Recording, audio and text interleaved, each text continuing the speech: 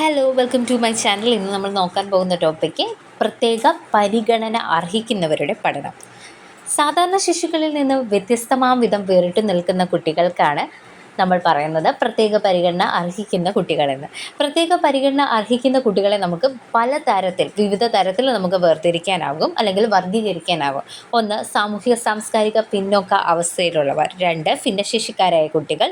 മൂന്ന്, പ്രതിഭാധരരായ കുട്ടികൾ. അപ്പം നമുക്ക് ഈ സാമൂഹിക സാംസ്കാരിക പിന്നോക്ക അവസ്ഥയിലുള്ളവർ എന്ന് പറയുന്നത് ആരൊക്കെയാണ്? സമൂഹത്തിൽ അവഗണന അനുഭവിക്കുന്ന ആൾക്കാർ, അതേപോലെ സാമ്പത്തികമായി പിന്നോക്കം നിൽക്കുന്നവർ, പാർശ്വവൽക്കരിക്കപ്പെട്ടവർ, സാംസ്കാരികമായി പിന്നാക്ക അവസ്ഥയിലുള്ളവർ എന്നിവയൊക്കെയാണ് നമ്മുടെ സാമൂഹ്യ സാംസ്കാരിക പിന്നോക്ക അവസ്ഥയിലുള്ളവരിൽ വരുന്നത്. ഇനി അടുത്തത് ഭിന്നശേഷിക്കാരായ കുട്ടികളിനകത്ത് വരുന്ന ആരൊക്കെയാണ്? ശാരീരിക വൈകല്യമുള്ളവർ, ബുദ്ധിപരമായ പരിമിതിയുള്ളവർ, അതേപോലെ വൈകാരിക പ്രശ്നമുള്ളവരും ഇതിനകത്ത് വരുന്നുണ്ട്, ഭിന്നശേഷിക്കാരായ കുട്ടികളിൽ വരുന്നുണ്ട്. ഇനി അടുത്തത് പ്രതിഭാധരരായ കുട്ടികൾ. അതിനകത്ത് ഏതൊക്കെയാണ് വരുന്നത്? അസാമാന്യ ബുദ്ധിസാമർഥ്യമുള്ളവർ, അതേപോലെ തന്നെ സർഗാത്മക ശേഷി പ്രകടിപ്പിക്കുന്നവർ എന്നിവരെല്ലാം എവിടെ വരുന്നതാണ്? പ്രതിഭാധരരായ കുട്ടികളിൽ വരുന്നതാണ്. ഇനി നമുക്ക് നോക്കാം സാംസ്കാരിക പ്രാതികൂല്യമുള്ള കുട്ടികൾ. മിക്കപ്പോഴും സമൂഹത്തിലും വിദ്യാലയത്തിലും അനാവശ്യമായ നിരാശാബോധം അനുഭവിക്കുന്നവരാണ് ഇവർ. സാംസ്കാരിക പ്രാതികൂല്യമുള്ള കുട്ടികളാവാനുള്ള കാരണങ്ങൾ എന്തെല്ലാമാണ്? ഒന്ന്, പ്രസവപൂർവ്വ ശ്രദ്ധയുടെയും പോഷണത്തിൻ്റെയും അപര്യാപ്തത ഒന്ന് പ്രത്യേക കാരണമായിട്ട് നമുക്ക് പറയാം. രണ്ട്, നൈസർഗിക ശേഷികളുടെ വികാസത്തിന് അനുകൂലമല്ലാത്ത ഗ്രഹാന്തരീക്ഷം. ഇനി നമുക്ക് കുറച്ച് ചോദ്യോത്തരങ്ങളിലൂടെ കൂടുതൽ പഠിക്കാം. അപസമായോജനം അനുഭവിക്കുന്നവനും മറ്റുള്ളവർക്ക് പ്രയാസങ്ങൾ ഉണ്ടാക്കുന്നവനും തന്നെ പൂർണ്ണ വികാസം തടസ്സപ്പെട്ടവനുമായ കുട്ടികളെ നമ്മൾ എന്തു വിളിക്കുന്നു? ഉത്തരം, കുറ്റവാസനയുള്ള കുട്ടികൾ എന്നാണ് നമ്മൾ വിളിക്കുന്നത്. ഇനി ശാരീരികവും ബുദ്ധിപരവും വൈകാരികവുമായ ഏതെങ്കിലും ന്യൂനതയോ തകരാറോ കാരണം മറ്റ് സമപ്രായക്കാരെ പോലെ ദൈനംദിന പ്രവർത്തനങ്ങൾ നടത്താൻ കഴിയാത്തവരെ നാം എന്തു വിളിക്കുന്നു? അവരെന്താണ് വിളിക്കുന്നത്? ഭിന്നശേഷിക്കാർ എന്നാണ് വിളിക്കുന്നത്.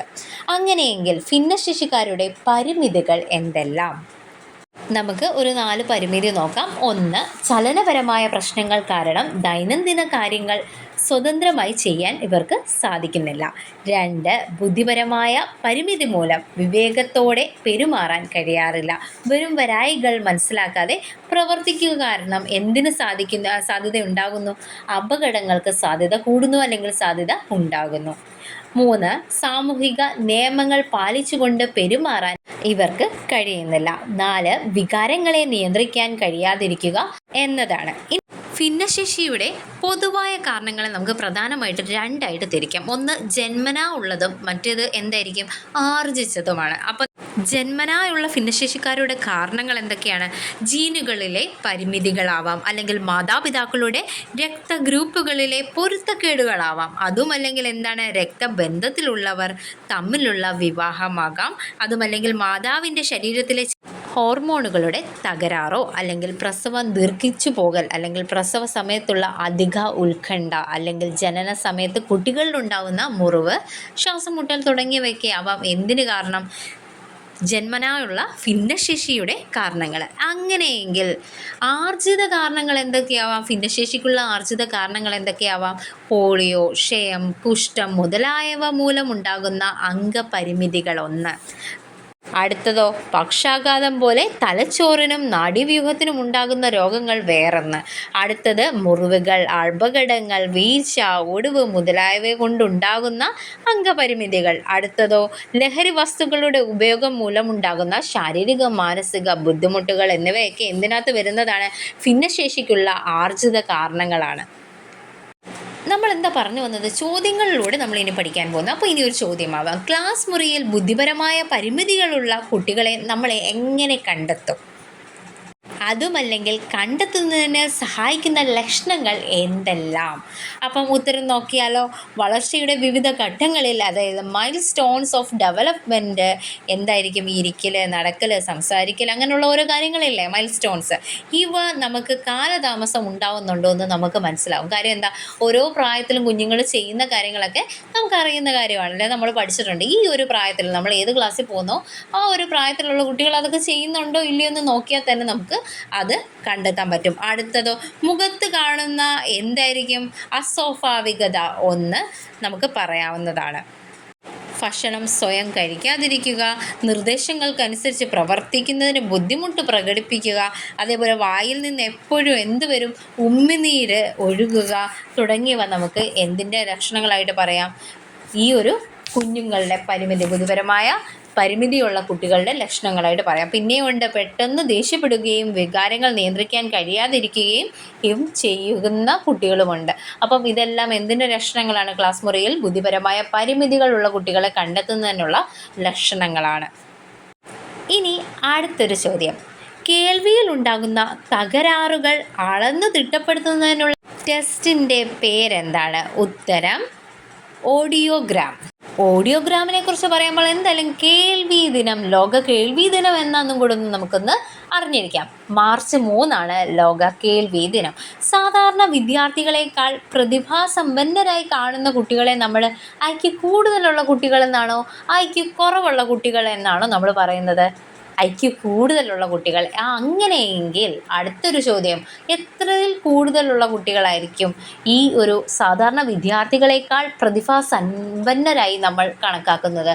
അപ്പം ഐക്യു 135 കൂടുതലുള്ളവരെയാണ് നമ്മൾ എന്തായിട്ട് പറയുന്നത്? സാധാരണ വിദ്യാർത്ഥികളെക്കാൾ പ്രതിഭാസമ്പന്നരായി പറയുന്നത്. അപ്പം ഇതും നോട്ട് ചെയ്യുക. അടുത്തത്, പ്രതിഭാസമ്പന്നരുടെ പ്രത്യേകതകൾ എന്തൊക്കെയായിരിക്കും? കാര്യങ്ങൾ ഗ്രഹിക്കുന്നതിനും അതുപോലെ തന്നെ യുക്തിപരമായി തീരുമാനിക്കുന്നതിനുമൊക്കെ എന്ത് കാണിക്കും? ബുദ്ധി വൈദഗ്ധ്യം കാണിക്കുന്ന കുട്ടികളായിരിക്കും ആര്? പ്രതിഭാസമ്പന്നരായ കുട്ടികൾ എന്ന് പറയുന്നത്.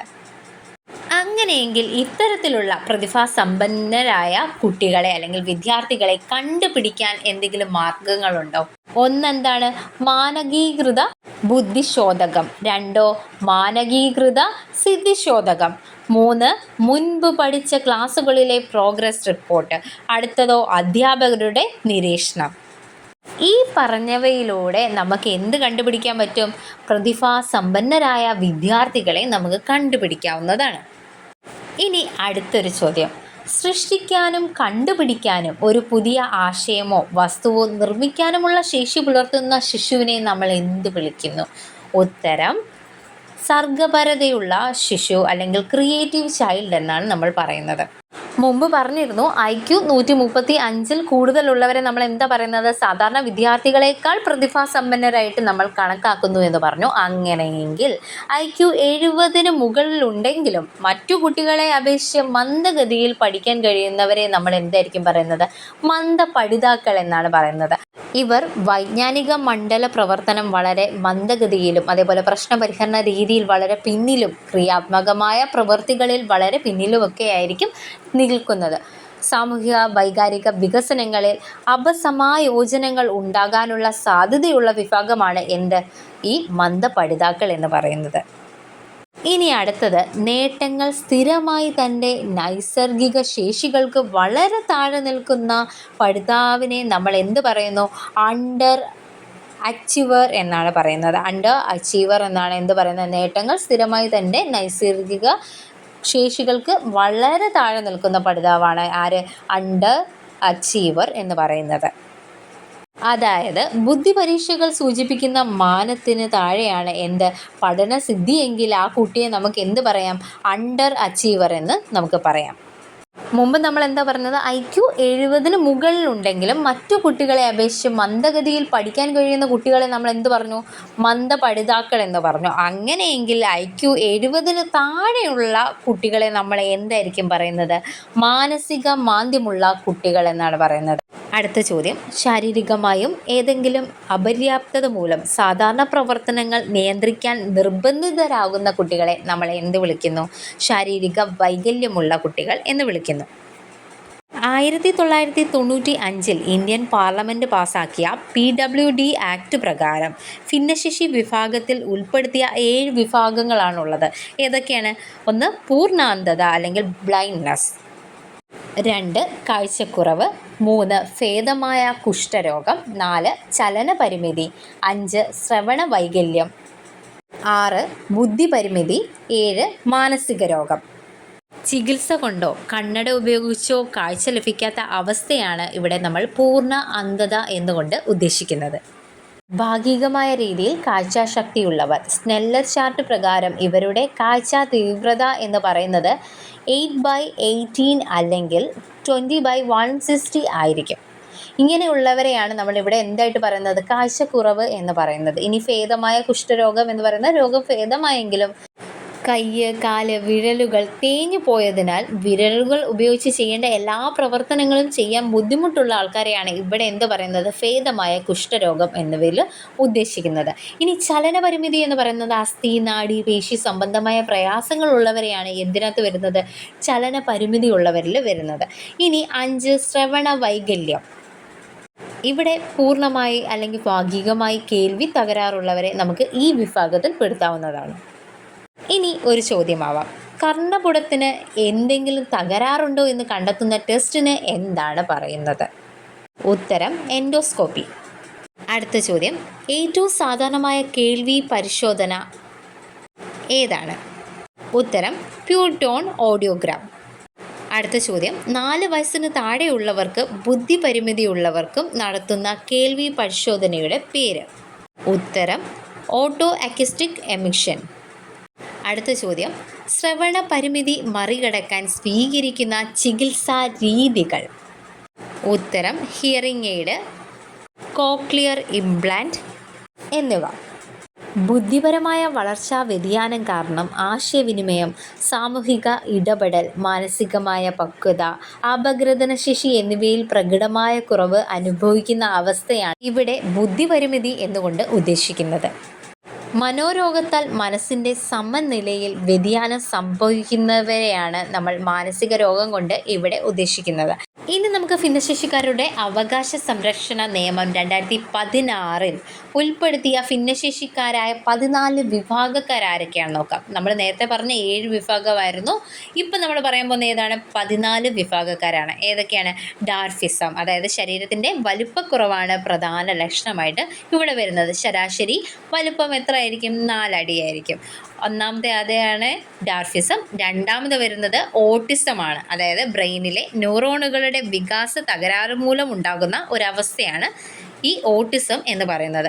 3 വയസ്സിനുള്ളിൽ ലക്ഷണങ്ങൾ നമുക്ക് പ്രകടമാകും. ഇനി മൂന്നാമത്തത് സെറിബ്രൽ പ്ലാസി. ബ്രെയിൻ തകരാറ് കാരണം പേശികൾക്കും അസ്ഥികൾക്കും ഉണ്ടാകുന്ന ബലക്ഷയമാണ് എന്ത്? സെറിബ്രൽ പ്ലാസി. ഇനി 4 മസ്കുലർ ഡിസ്ട്രോഫി. ശരീരത്തിലെ പേശികളുടെ വലുപ്പവും ശക്തിയും കുറഞ്ഞു വന്ന് ശരീരചലനങ്ങളെ നിയന്ത്രിക്കാൻ കഴിയാത്ത അവസ്ഥയാണ് മസ്കുലർ ഡിസ്ട്രോഫി എന്ന് പറയുന്നത്. ഇനി 5 ആസിഡ് ആക്രമണ ഇഴകൾ. മുഖത്തും ശരീരത്തും ആസിഡ് വീണ് പൊള്ളി ശരീരം വികൃതമാകുന്ന അവസ്ഥ. 6 പാർക്കിൻസൺസ് രോഗം. ശരീരത്തിൻ്റെ പൊതുവായ ക്ഷീണാവസ്ഥയിൽ തുടങ്ങി അനായാസേന ഉള്ള ശരീരചലനങ്ങളെ തടസ്സപ്പെടുത്തുകയും തലയും കൈകളും വിറയ്ക്കുക, പേശികളെ നിയന്ത്രിക്കാൻ കഴിയാതിരിക്കുക, ബാലൻസ് ചെയ്ത് നിവർന്നു നിൽക്കാൻ കഴിയാതെ വരിക, കൂനി നടക്കുക എന്നിവയാണ് ലക്ഷണങ്ങൾ. 7 മൾട്ടിപ്പിൾ സ്ക്ലീറോസിസ്. ബ്രെയിനിലെയും നട്ടെല്ലിലെയും നാഡികൾ തകരാറിലാകുമ്പോൾ സംഭവിക്കുന്ന അവസ്ഥയാണ് ഇത്. 8 താലാസെമിയ. രക്തസംബന്ധമായ പാരമ്പര്യ രോഗ അവസ്ഥയാണ് താലാസെമിയ.